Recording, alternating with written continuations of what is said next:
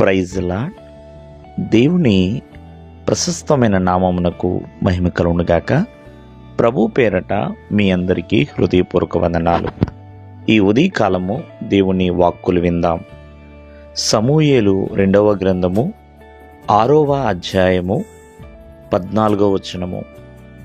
దావీదు నారతో నేయబడిన ఏపోదును ధరించిన వాడై శక్తి కొలది యెహోవా సన్నిధిని నాట్యమాడుచుండెను.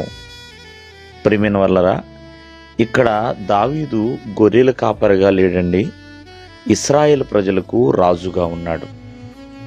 మరి ఒక రాజు ఏఫోదు ధరించటం ఏంటి, యెహోవా సన్నిధిని నాట్యమాడటం ఏంటి అని ఆలోచన చేస్తే, ప్రియమైన వాళ్ళరా, యెహోవా సన్నిధిని, ఆ యెహోవా మందసమును ప్రియమైన వాళ్ళరా యెహోవా సన్నిధిలోనికి తీసుకొస్తున్న సమయంలో మరి సంతోషముతో ఆ మందసం యొక్క ఆనందాన్ని బట్టి ఎంతగానో ప్రియమైన వాళ్ళరా ఆనంద గానాలతో దావీదు ఆనాడు నాట్యమాడి ఉన్నాడు.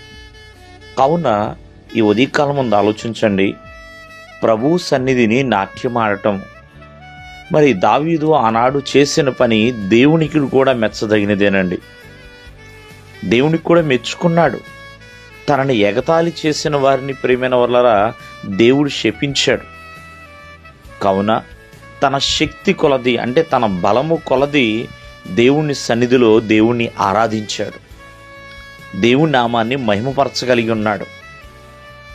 అంటే మనమందరము కూడా ఆదివారం పూట వెళుతున్నాం మందిరానికి. మరి ఉత్సాహముతో సంతోషముతో దేవుని యొక్క ప్రత్యక్షత కొరకు దేవుని సన్నిధిని అనుభవించగలుగుతున్నామా? దావీదు రాజైన దేవుని సన్నిధిని నాట్యమాడాడండి. ఇదే సమూయేలు గ్రంథములో దావీదు అంటూ ఉంటాడు, ఇంతగా నన్ను హెచ్చించుటకు నే పాటివాడిని ప్రభువా, నా కుటుంబం ఏ పాటిది ప్రభువా అని. దేవుని సన్నిధిలో గడుపుట ఎంతో శ్రేష్టమండి, ఎంతో భాగ్యము అని దేవుని యొక్క వాక్యం సెలవిస్తుంది. ఎందుకంటే దేవుని సన్నిధిలో నిలిచే భాగ్యమైన, దేవుని సన్నిధిలో ప్రార్థించే భాగ్యమైన, దేవుని సన్నిధిలో ఆరాధించే భాగ్యమైన, దేవుని సన్నిధిలో సంతోషించే భాగ్యమైన ప్రియమైన వాళ్ళరా ఇవి చాలా చాలా ఉత్తమమైనది. కావున భక్తుడైన దావీదు దేవుని సన్నిధిలో ఉండాలని కోరుకున్నవాడు. దేవుని యొక్క సన్నిధిలో బలం కొలది ప్రియమైన వాళ్ళరా నాట్యమాడి ఉన్నాడు. ఇక్కడ నాట్యము తన ఆనందానికి సాదృశ్యంగా కనబడుతుందండి. అలాగే మందసము ఆశీర్వాదానికి సాదృశ్యంగా కనబడుతుంది. కావున ఆ ఆశీర్వాదం ఎదుట తను ఆనందాన్ని వ్యక్తం చేస్తున్నాడు. దేవుడు మిమ్మల్ని ఆశీర్వదించునుగాక. ఆమేన్.